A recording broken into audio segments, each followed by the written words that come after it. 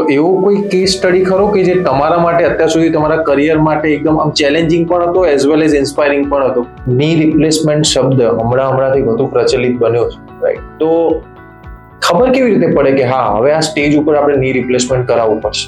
હાડકાની મજબૂતાઈ માટે સૌથી ઇમ્પોર્ટન્ટ વસ્તુ છે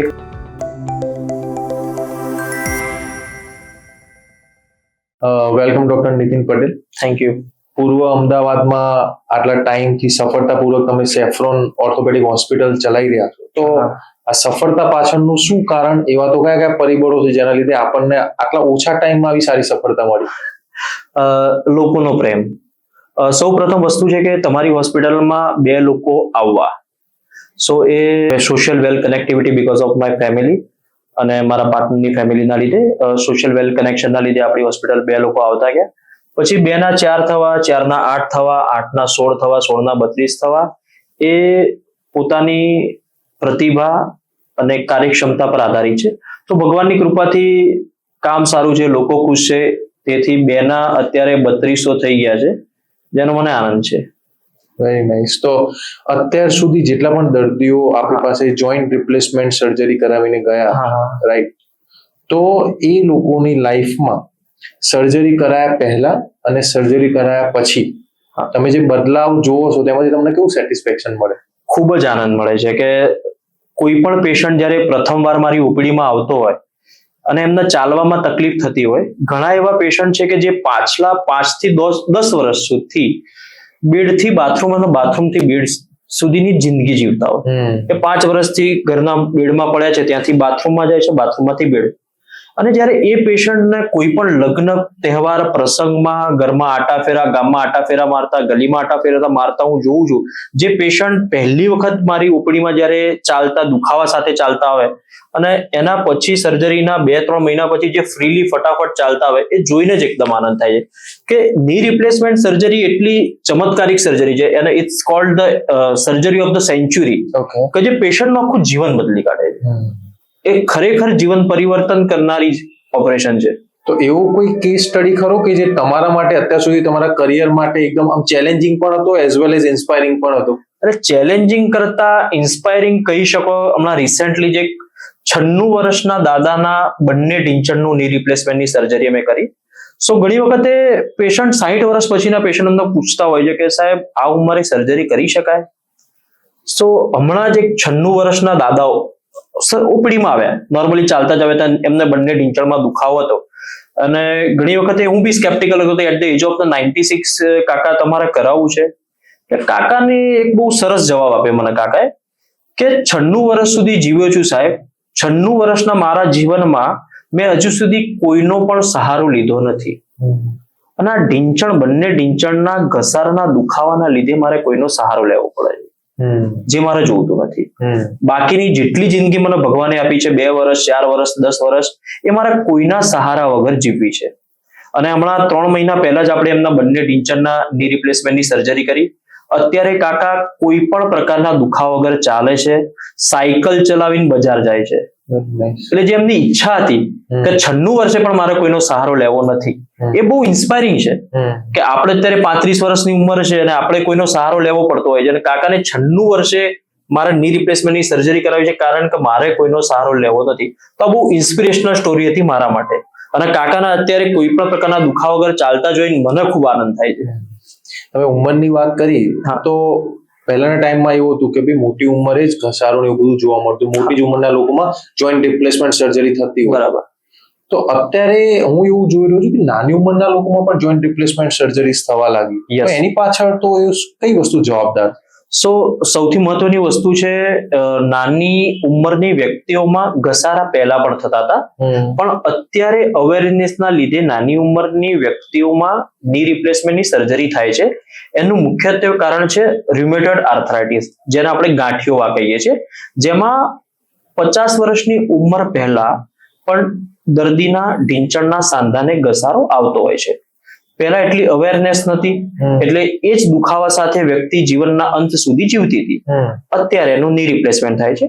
એની સાથે સાથે અત્યારે ખોરાકના કારણે પણ હાડકા વધારે પડતા નબળા થતા જાય છે, જેના લીધે જે ઘસારો 55-60 વર્ષે પહેલા જોવા મળતો હતો, અત્યારે 50-55 વર્ષે જોવા મળે છે. ઓકે, હવે આપણે ખોરાકની વાત નીકળી છે. હા. તો એવી કઈ ટિપ્સ છે કે એઝ અ ઓર્થોપેડિક સર્જન તરીકે તમે જનરલ પબ્લિકને કે જે નાની ઉંમરના છે અને જે લોકો અત્યારે સ્ટ્રેસ વાળી લાઈફ જીવી રહ્યા છે, વર્ક લાઈફ જીવી રહ્યા છે, તો એ લોકો પોતાના હાડકાને સારી રીતે સાચવી શકે જેથી ફ્યુચરમાં એમને આવો કોઈ પ્રોબ્લેમ ના આવે? તો હાડકાની મજબૂતાઈ માટે સૌથી ઇમ્પોર્ટન્ટ વસ્તુ છે કસરત, એક્સરસાઇઝ કરવી. એક્સરસાઇઝ કરવાથી તમારા હાડકા મજબૂત બને છે, તો રેગ્યુલરલી કસરત કરવી જોઈએ. બીજી વસ્તુ, પોષક તત્વો વાળા ખોરાક ખાવા જોઈએ.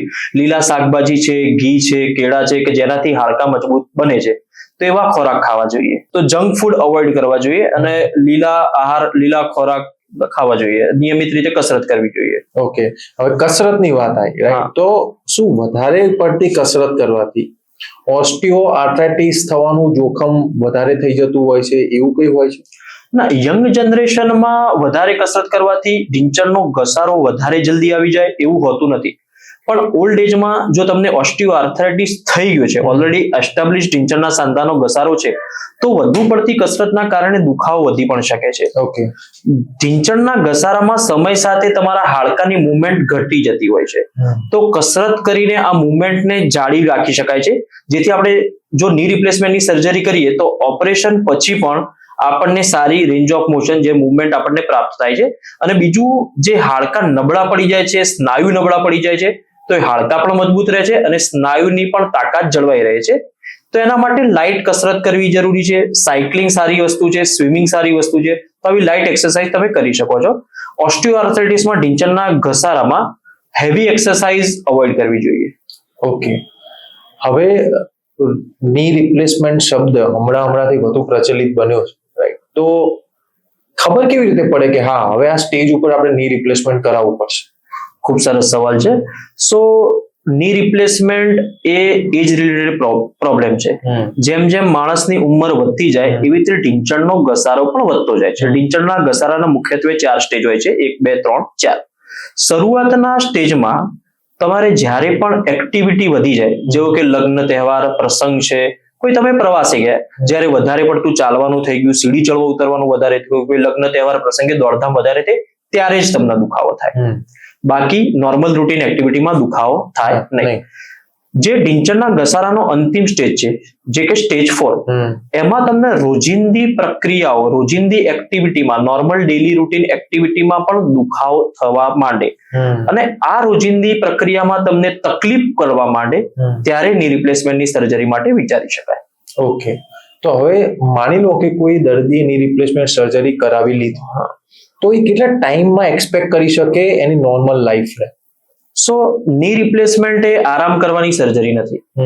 નોર્મલી સર્જરીના બીજા જ દિવસથી અમે પેશન્ટને ચલાવતા હોઈએ છીએ. કોઈ પેશન્ટ 2 દિવસ માટે, કોઈ પેશન્ટ 3 દિવસ માટે, કોઈ પેશન્ટ અઠવાડિયા માટે વોકરના સહારે ચાલે છે. મેક્સિમમ અઠવાડિયા પછી બધા જ પેશન્ટ વોકર મૂકીને નોર્મલી ચાલતા થઈ જાય છે. અઠવાડિયા પછી તમે સીડી ચડ ઉતર કરી શકો છો. ની રિપ્લેસમેન્ટ સર્જરીની 90% રિકવરી 1 મહિનાની અંદર આવી જતી હોય છે અને બાકીની 10% રિકવરી આવતા 3 થી 4 મહિનાનો સમય થતો હોય છે.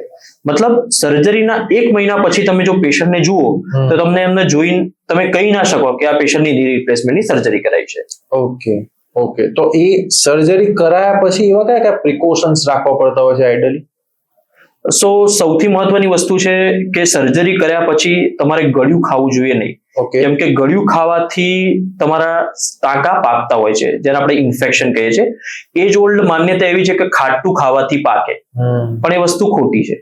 ખાટું ખાવાથી એકચ્યુઅલી રૂજ સારી આવે. ખાટામાં વિટામિન સી હોય છે અને વિટામિન સી થી ટાંકામાં રૂજ સારી આવતી હોય છે. ગળ્યું ખાવાથી પાકે.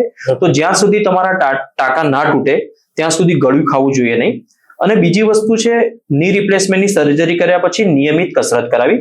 જ્યારે પણ તમારી હોસ્પિટલમાંથી રજા થઈ જાય તરત જ તમારા ઓળખીતા કાં તો સાહેબે રિફર કરેલા ફિઝિયોથેરાપિસ્ટનો સંપર્ક કરો અને એ જ દિવસથી કાં તો બીજા દિવસથી તમારે કસરત ચાલુ કરાવી દેવી જોઈએ. ઓકે, એટલે ની રિપ્લેસમેન્ટ સર્જરી કરાયા પછી ફિઝિયોથેરાપી કમ્પલસરી છે, કરાવવું જ પડે? ના સાહેબ, મારા ઘણા એવા પેશન્ટ છે અને ખાસ કરીને મેલ પેશન્ટ કે જેમને ફિઝિયોથેરાપી કોઈ કરાવી જ નથી તો પણ ફૂલ મૂવમેન્ટ છે. તો એ પેશન્ટ પર આધાર રાખતું હોય છે. નોર્મલી આપણી હોસ્પિટલમાં 2 દિવસ સુધી પેશન્ટ જ્યારે દાખલ રહે ત્યારે આપણે એમને કસરત કરાવતા જોઈએ છીએ. જો પેશન્ટના ઘરમાં કોઈ એજ્યુકેટેડ પર્સન હોય તો એ કસરત શીખી લે તો એ પર્સન પણ એ કસરત કરાવી શકે છે. અને નોર્મલી મેલ પેશન્ટમાં દુખાવાની સહન કરવાની ક્ષમતા ખૂબ વધારે હોય છે. તો મારા ઘણા એવા બધા મેલ પેશન્ટ છે કે જેમને ફિઝિયોથેરાપિસ્ટ ને સંપર્ક બી નથી કર્યો તો પણ એમની કસરત ઘરવાળા કોઈ કરાવતા હોય અને પૂરેપૂરી મુવમેન્ટ છે.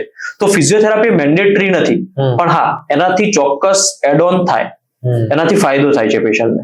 ઓકે, હવે વાત કરીએ આપણે આયુષ્યમાન કાર્ડની. હા, રાઈટ. અત્યારે ની રિપ્લેસ સર્જરી છે એટલે બટ ઓબ્વિયસલી લોકોના મગજને એવું જશે કે મોટો ખર્ચો હશે. હા, બરાબર.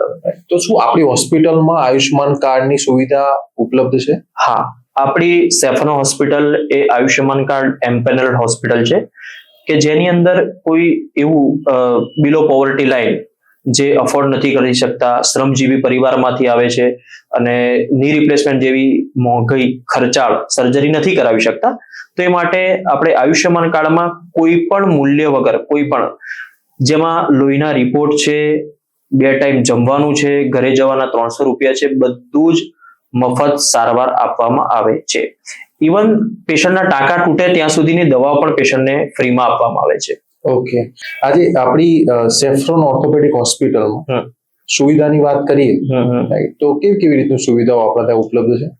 સૌથી મહત્વની વસ્તુ છે ક્લાસ 100 ઓપરેશન થિયેટર, જે અત્યાર સુધીમાં સૌથી મોડર્ન તમે કહી શકો છો. પૃથ્વી પરનું આનાથી ઉપરનું કોઈ ઓપરેશન થિયેટર નથી એવું ખાસ પ્રકારનું ક્લાસ 100 મોડ્યુલર ઓપરેશન થિયેટર આપણી હોસ્પિટલમાં ઉપલબ્ધ છે, જે ઢીંચણના સાંધાના ની રિપ્લેસમેન્ટના ઓપરેશન માટે ખૂબ જ મહત્વનું છે, જેથી ઇન્ફેક્શન રેટ ઘટતો હોય છે.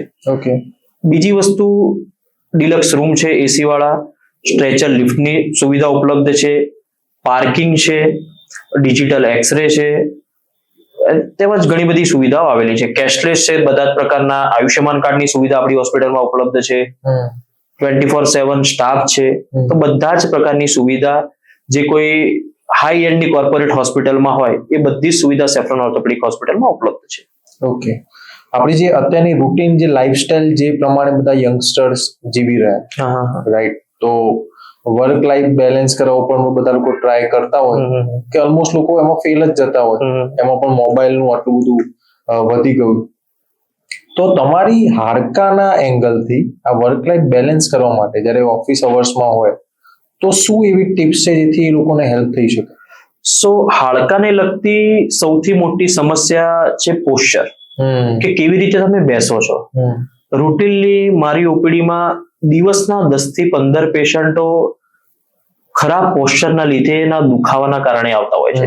જેમ કે અત્યારે બેઠાડું જીવન ખૂબ વધી ગયું છે, કોર્પોરેટ લાઈફ છે, આઈટી પ્રોફેશનલ છે, જેમના લાંબા સમય સુધી બેંક કર્મચારીઓ છે કે જેમના લાંબા સમય સુધી ખુરશીમાં બેસીને કોમ્પ્યુટર પર કામ કરવાનું હોય છે, કે જેમાં ગરદનના એરિયાની સમસ્યા, દુખાવો, કમર દર્દનો દુખાવો ખૂબ જ કોમન છે, ખાલી ને ખાલી માત્ર બેડ પોસ્ચરના લીધે એન્ડ એક્સરસાઇઝ કસરત કરતા નથી એના કારણે જોવા મળતું છે. તો તમે જો આ બે વસ્તુ સુધારી શકો, તમે તમારો બેસવાનો પોસ્ચર સુધારી શકો, ટટ્ટાર બેસવું, જ્યારે પણ તમે કોમ્પ્યુટર યુઝ કરતા હોય ત્યારે તમારા હાથ ટેકવેલા હોવા જોઈએ. જો તમારા હાથ ટેબલ પર ટેકવેલા નથી, લટકતા છે, તો તમારા આખા હાથનું વજન તમારા ગરદનના સ્નાયુને ઉપાડવું પડતું હોય છે, જેથી ગરદનના દુખાવા કોમનલી થતા હોય છે. તો તમારે જ્યારે પણ કોમ્પ્યુટર પર બેસતા હોય તો તમારા હાથ ટેકવેલા હોવા જોઈએ, તમારી નજર સીધી હોવી જોઈએ કોમ્પ્યુટર સામે, અને ટટ્ટાર બેસવાનું. પ્લસ તમે 1 કલાક બેસ્યા તો 5-10 મિનિટ આટો મારી આવો, કસરત કરો. તો આ ડેલી રૂટીન એક્ટિવિટીમાં તમારા કામ કરવાની જગ્યાએ તમારે આ વસ્તુ સાચવવી જોઈએ. અને બીજું, રેગ્યુલરલી એક્સરસાઇઝ કરવી જોઈએ. અને આના માટેની બેસ્ટ, એના માટે કોઈ જીમમાં જવાની કે કોઈ ફિઝિયોથેરાપી જોડે જવાની જરૂર નથી. યોગા, સૂર્ય નમસ્કાર ઇઝ ધ બેસ્ટ એક્સરસાઇઝ. કોઈ પણ યુટ્યુબમાં તમે સર્ચ કરો તો બાબા રામદેવ આરામથી તમને શીખવાડી દેશે. તો તમે જો રેગ્યુલરલી 10 સૂર્ય નમસ્કાર સવારે કરો અને 10 સૂર્ય નમસ્કાર સાંજે કરો, અને બેસવામાં કામ કરવાની જગ્યાએ તમે પોસ્ચર જાળવો, તો આ બધી જ સમસ્યાઓથી તમે દૂર રહી શકો છો. પણ આનાથી મારી ઓપીડીની આવક ઓછી થઈ જશે. પણ બીજું એ પણ ધ્યાનમાં કે જ્યારે ઓફિસની અંદર લોકો કામ કરતા એટલે વિટામિન ડી જે સૂર્યપ્રકાશ સંપર્કમાં ઓલરેડી લેટ ઉઠવાનું શરૂ થઈ ગયું, બરોબર, તો એના બી લીધે ક્યાંક ને ક્યાંક એ ઓબ્ઝર્વેશનમાં આવતું હોય કે બધાના બોડીમાં જ્યારે ટેસ્ટ કરાવે ત્યારે વિટામિન ડી ઓછા આવતા હોય. યસ, તો એનું વિટામિન ડી ની દવા લીધા સિવાય બીજો કોઈ પેલું રસ્તો ખરો? સો વિટામિન ડી તડકામાં, અને એ પણ અર્લી મોર્નિંગમાં જ્યારે તમે જાઓ ત્યારે સૂર્ય કિરણોથી તમારા શરીરમાં વિટામિન ડી બનતું હોય છે. અને અત્યારની જનરેશનમાં તડકામાં જવાનું પ્રમાણ ખૂબ ઓછું છે, જેના કારણે વિટામિન D3 બનતું નથી. સો તમે જે વિચારો, નોર્મલી 30 કરતા ઉપર વિટામિન D3 હોવું જોઈએ, પણ તમે કોઈ પણ ગુજરાતી પોપ્યુલેશનમાં તમે બ્લડ રિપોર્ટ કરાવો તો એનું 30 ની નીચે જશે, ભલે તડકામાં રહેતું હોય. તો ક્યાંક ને ક્યાંક ઇન્ડિયન પોપ્યુલેશનનું જે લેવલ છે, જે સ્ટાન્ડર્ડ સેટ કરેલું છે, ફોરેન સ્ટાન્ડર્ડ પ્રમાણે સેટ કરેલું છે કે 30 ની ઉપર હોવું જોઈએ, પણ ઇન્ડિયન પેશન્ટમાં ક્યાંક નોર્મલ સ્ટાન્ડર્ડ એના કરતા ઓછું છે. જો તમારી 20 ની પણ ઉપર હોય તો એ મારા મત પ્રમાણે તમારામાં વિટામિન D3 ઇનફ છે. હવે આપણે વિટામિન D3 બનતું નથી તો રેગ્યુલરલી વિટામિન D3 ના સપ્લિમેન્ટ્સ લેવા જોઈએ. હું મારા દરેક પેશન્ટને એક પ્રકારે એમને ટિપ્સ આપતો હોઉં છું. જેમ આપણે ઘરમાં અનાજ ભરીએ છીએ, 12 મહિને એક વખત ઘરમાં અનાજ ભરીએ છીએ અને 12 મહિના ચાલે છે, ફરીથી નવું વર્ષ આવ્યું ફરીથી અનાજ ભરીએ છીએ, તો એવી જ રીતે દર 12 મહિને 2 મહિના કેલ્શિયમ વિટામિન D3 નો કોર્સ કરવો જ જોઈએ. અને ખાસ કરીને 40 વર્ષ પછીની ફિમેલ્સમાં, જ્યારે મેનોપોઝ થાય, તમારો માસિક બંધ થવાના આરે હોય કાં તો બંધ થઈ જવાનો, પુરુષ જ્યાં સુધી જીવતો હોય છે ત્યાં સુધી એનામાં ટેસ્ટોસ્ટેરોન હોર્મોન ચાલુ હોય છે, જેથી એના હાડકા મજબૂત હોય છે. જ્યારે સ્ત્રીઓમાં મેનોપોઝ પછી ધીરે ધીરે હાડકા નબળા થતા હોય છે. તો હું મારી રૂટીન પ્રેક્ટિસમાં 40 વર્ષ પછીની બધી જ મહિલાઓને સજેસ્ટ કરું છું કે 12 મહિનામાં 2 મહિના તમારે કેલ્શિયમ, વિટામિન D3 અને મલ્ટીવિટામિન નો કોર્સ કરી જ લેવાનો, જેથી તમારા હાડકા મજબૂત રહે પાળી પહેલાની ઓકે. હવે એ પ્રશ્ન પછી બીજું આ કે વધુ પડતો જે મોબાઈલ નો યુઝ છે, રાઈટ, એનાથી પણ જે પહેલા બીમારીઓ નહોતી થતી, જે પહેલા પોસ્ચર્સ ના ઇસ્યુ નહોતા આવતા, હવે નવા ઇસ્યુઝ આવવા લાગ્યા મોબાઈલના વધુ પડતા યુઝથી. હવે મોબાઈલનો યુઝ તો લોકો ઓછો નહીં કરવા, બરોબર, પણ એની સામે એઝ અ ઓર્થોપેડિક સર્જન તરીકે તમે શું સલાહ આપશો કે ભાઈ મોબાઈલનો યુઝ ભલે ઓછો ના કરે, બરોબર, પણ સામે અગર આ પ્રિકોશન્સ રાખે તો એના પ્રોબ્લેમ જે થતા હતા એ કદાચ અટકાઈ શકે? ઘણી મારા જોડે યંગ અને હું તો કહું છું મિડલ એજ લોકો પણ આવે છે કે જેમને જબરજસ્ત ગરદનનો દુખાવો હોય, એટલે કોઈ કારણ વગર કશું થાય નહીં, ધુમાડો છે તો ક્યાંક આગ તો લાગી જશે. તો પેશન્ટને પૂછ્યું ભાઈ શું કર્યું હતું, તમે કઈ વધારે પડતું કામ કર્યું હતું, ટ્રાવેલિંગ કર્યું હતું, કોઈ ભારે વજન ઉપાડ્યું તો ના. When I dig down into the history, હા કે સાહેબ કાલે 2 કલાક આ રીતે મોબાઈલમાં મૂવી જોયું હતું. એટલે કન્ટિન્યુઅસ જ્યારે તમે ઓડ પોઝિશનમાં તમારી ગરદનને મૂકો છો, ગરદનના સ્નાયુ દુખાવાના જ છે. સો આઈ પ્રિફર કે તમે જેમ મેં કીધું કોમ્પ્યુટર કે તમારી સીધી નજર હોવી જોઈએ, ત્યારે તમે જ્યારે મોબાઈલ પણ યુઝ કરતા હો છો ત્યારે તમારી નજર સીધી હોવી જોઈએ અને એક જ પોઝિશનમાં તમારી ગરદનને રાખવાનું ટાળો. ધારો કે તમે અડધો કલાક મોબાઈલ જોયું તો પછી કસરત કરો, 5 મિનિટ ક્યાંક ઉભો થઈને આટો મારી આવો. તો આ બધી વસ્તુ, એક તો પોસ્ચર અને કન્ટિન્યુઅસ એક જ પોઝિશનમાં તમારી ગરદનને રાખવી, એનાથી પણ દુખાવો થતો હોય છે. અને બીજું ઓડ પોઝિશનમાં બેસવાનું, મોબાઈલ જોવા તમે ચેરમાં પણ બેઠા હોય છે તો આ રીતે ઓડ પોઝિશનમાં કોઈ પણ, એનાથી પણ કમરનો દુખાવો થતો હોય છે. એટલે મોબાઈલ જોતા જોતા તમે એટલા તલ્લીન થઈ જાઓ છો કે 2-3 કલાક ક્યાં નીકળી જાય છે ખબર નથી પડતી. તો એના કારણે ગરદન અને કમરના દુખાવા બહુ જ કોમન છે યંગ જનરેશનમાં ખાસ કરીને. આપણી સેફ્રોન ઓર્થોપેડિક હોસ્પિટલની ટેગલાઇન જે હમણાં આપણે લોન્ચ કરી, right, move freely live fully, તો આ બોલતા જ તમારા ચહેરા ઉપર સ્માઇલ આવી ગઈ. તો એવું તો શું લોજિક છે આ ટેગલાઇન પાછળ? એટલે બહુ એકદમ સિમ્પલ લોજિક છે. જો તમે મુક્ત મને ફરશો તો તમે જિંદગીની મજા લઈ શકશો. Live freely, live fully, move freely, live fully, મતલબ મુક્ત રીતે ફરો, આરામથી મજાથી જીવો. જેમ હમણાં આપણે વાત કરી કે 96 વર્ષના દાદાની, તો 96 વર્ષના દાદા મુક્ત મને કેમ ફરી નતા શકતા? કેમ કે એમને ઢીંચણનો દુખાવો હતો. ઢીંચણનો દુખાવો જતો રહ્યો, મુક્ત મને ફરતા રહી ગયા, જિંદગીની પૂરેપૂરી મજા લેતા થઈ ગયા. તો મૂવ ફ્રીલી, લીવ ફુલ્લી, મુક્ત મને ફરો, જિંદગીની મજા લો. એ ઉદ્દેશ્ય સાથે સેફ્રોન ઓર્થોપેડિકની ટીમ કામ કરી રહી. યસ. ઓકે.